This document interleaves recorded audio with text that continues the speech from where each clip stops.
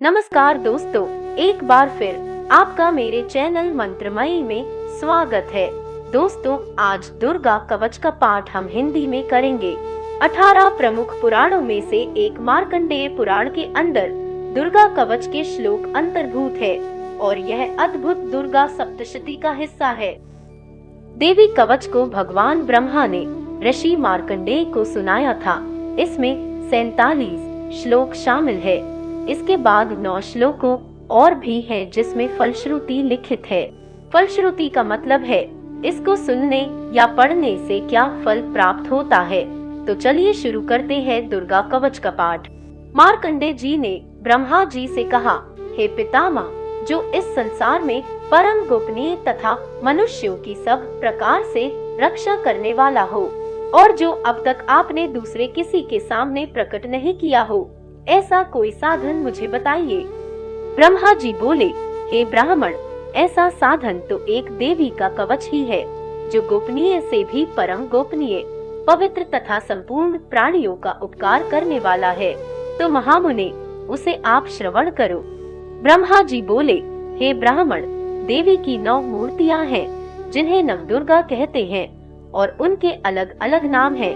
प्रथम मूर्ति का नाम शैलपुत्री है, दूसरी मूर्ति का नाम ब्रह्मचारिणी है, तीसरा स्वरूप चंद्रघंटा के नाम से प्रसिद्ध है, चौथी मूर्ति को कूष्मांडा कहते हैं, पांचवी दुर्गा का नाम स्कंदमाता है, देवी के छठे रूप को कात्यायनी कहते हैं, सातवां कालरात्रि और 8वां स्वरूप महागौरी के नाम से प्रसिद्ध है, नवी दुर्गा का नाम सिद्धिदात्री है।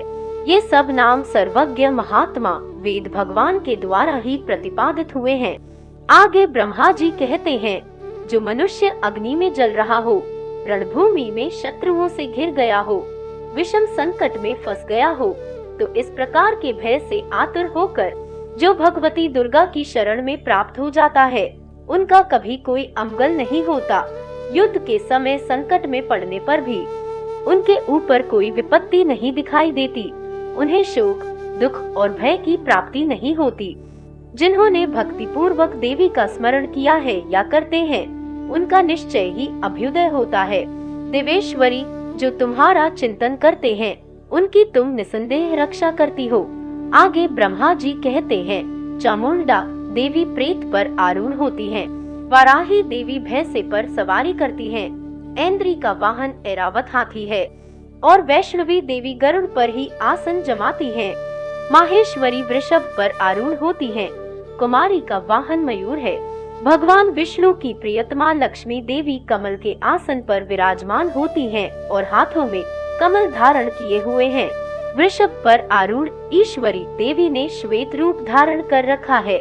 ब्राह्मी देवी हंस पर बैठी हुई है और सब प्रकार के आभूषणों से विभूषित हैं। इस प्रकार ये सभी माताएं सब प्रकार की योग शक्तियों से संपन्न हैं। इनके सिवा और भी बहुत सी देवियां हैं जो अनेक प्रकार के आभूषणों की शोभा से युक्त तथा नाना प्रकार के रत्नों से सुशोभित हैं। ये संपूर्ण देवियां क्रोध से भरी हुई हैं और भक्तों की रक्षा के लिए रथ पर बैठी दिखाई देती हैं। ये शंख, चक्र, गदा, शक्ति, हल और मुसल, खेटक और तोमर, परशु तथा पाश, कुंत और त्रिशूल एवं उत्तम शार्ग धनुष आदि अस्त्र शस्त्र अपने हाथों में धारण करती हैं। दैत्यों के शरीर का नाश करना, भक्तों को अभयदान देना और देवताओं का कल्याण करना, यही उनके शस्त्र धारण का उद्देश्य है। कवच आरंभ करने के पहले इस प्रकार प्रार्थना करनी चाहिए, महान रौद्र रूप, अत्यंत घोर पराक्रम, महान बल और महान उत्साह वाली देवी, तुम महान और भय का नाश करने वाली हो, तुम्हें नमस्कार है। तुम्हारी ओर देखना भी कठिन है। शत्रुओं का भय बढ़ाने वाली जगदम्बिके, मेरी रक्षा करो। पूर्व दिशा में ऐन्द्री, इंद्र शक्ति, मेरी रक्षा करो।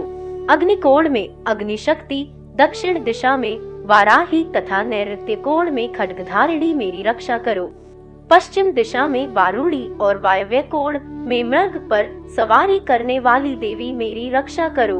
उत्तर दिशा में कुमारी और ईशान कोण में शूलधारिणी देवी, रक्षा करो। ब्रह्माणी, तुम ऊपर की ओर से मेरी रक्षा करो। और वैष्णवी देवी तुम नीचे की ओर से मेरी रक्षा करो। इसी प्रकार शव को अपना वाहन बनाने वाली चामुंडा देवी दसों दिशाओं में मेरी रक्षा करो।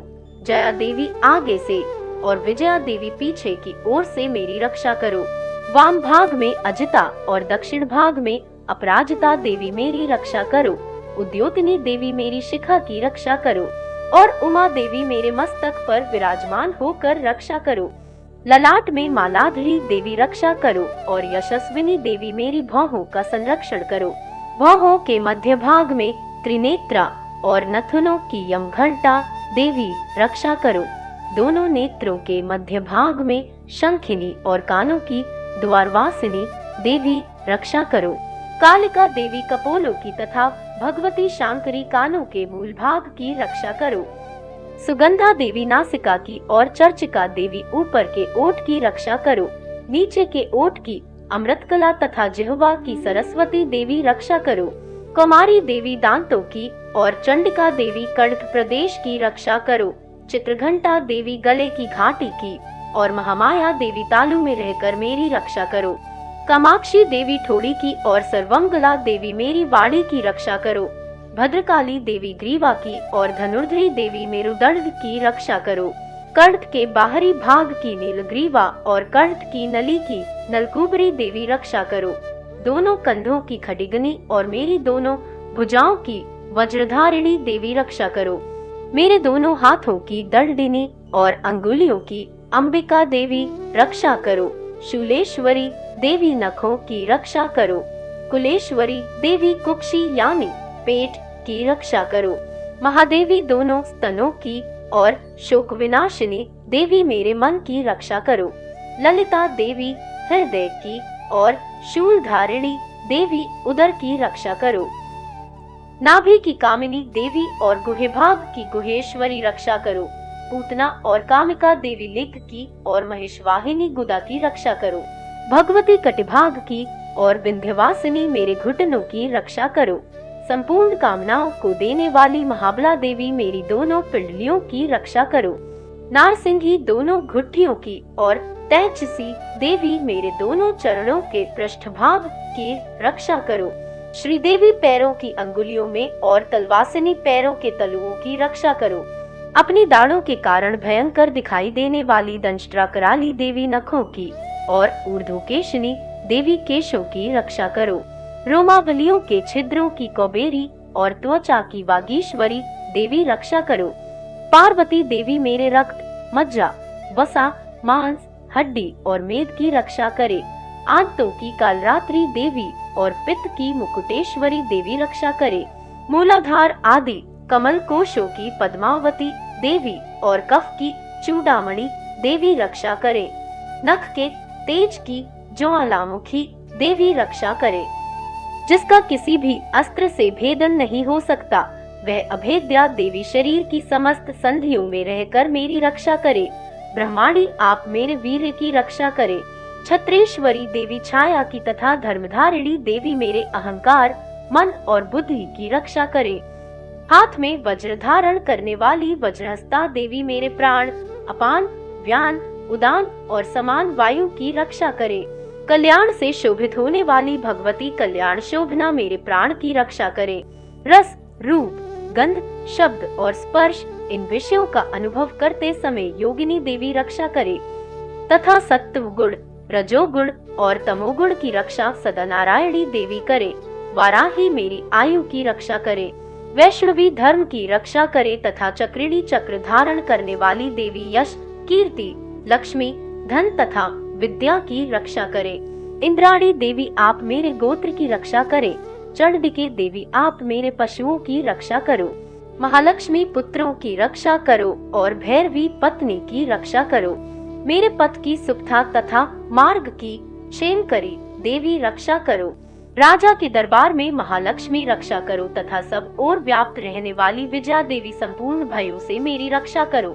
देवी जो स्थान कवच में नहीं कहा गया है, अतएव रक्षा से रहित है, वह सब तुम्हारे द्वारा सुरक्षित हो, क्योंकि तुम विजयशालिनी और पापनाशिनी हो। आगे ब्रह्मा जी कहते हैं, हे मुनिवर, यदि अपने शरीर का भला चाहे तो मनुष्य बिना कवच के कहीं एक पग भी न जाए। कवच का पाठ करके ही यात्रा करे। कवच के द्वारा सब ओर से सुरक्षित मनुष्य जहाँ जहाँ भी जाता है, वहाँ वहाँ उसे धन लाभ होता है तथा संपूर्ण कामनाओं की सिद्धि करने वाली विजय की प्राप्ति होती है। वह जिस जिस अभीष्ट वस्तु का चिंतन करता है, वह उसको निश्चय ही प्राप्त कर लेता है। वह पुरुष इस पृथ्वी पर तुलनारहित महान ऐश्वर्य का भागी होता है। कवच से सुरक्षित मनुष्य निर्भय हो जाता है। युद्ध में उसकी पराजय नहीं होती तथा वह तीनों लोकों में पूजनीय होता है। देवी का यह कवच देवताओं के लिए भी दुर्लभ है। जो प्रतिदिन नियम पूर्वक तीनों संध्याओं के समय श्रद्धा के साथ इसका पाठ करता है, उसे देवी कला प्राप्त होती है तथा वह तीनों लोकों में कहीं भी पराजित नहीं होता। इतना ही नहीं, वह अपमृत्यु अकाल मृत्यु से रहित हो 100 से भी अधिक वर्षों तक जीवित रहता है। मकरी, चेचक और कोढ़ आदि उसकी संपूर्ण व्याधियां नष्ट हो जाती हैं। कनेर, भांग, अफीम, धतूरे आदि का स्थावर विष, सांप और बिच्छू आदि के काटने से चढ़ा हुआ जम विष तथा अहिफेन और तेल के संयोग आदि से बनने वाला कृत्रिम विष, ये सभी प्रकार के विष दूर हो जाते हैं। उनका कोई असर नहीं होता। इस पृथ्वी पर मारण, मोहन आदि जितने आभिचारिक प्रयोग होते हैं तथा इस प्रकार के जितने मंत्र यंत्र होते हैं, वे सब इस कवच को हृदय में धारण कर लेने पर उस मनुष्य को देखते ही नष्ट हो जाते हैं।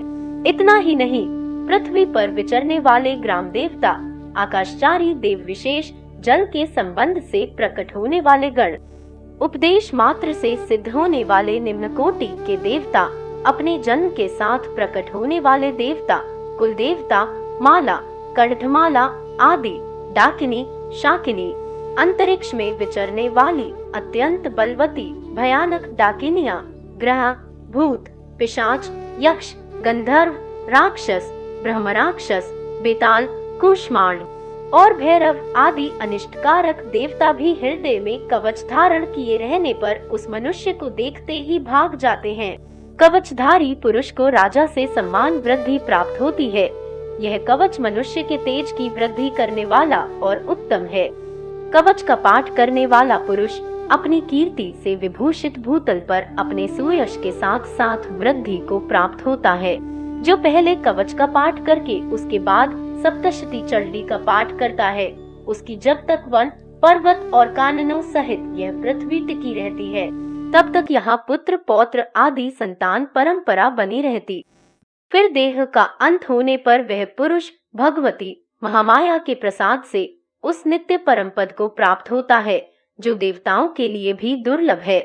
वह सुंदर दिव्य रूप धारण करता है और कल्याणमय शिव के साथ आनंद का भागी होता है। इति देवी कवच, दुर्गा कवच संपूर्ण।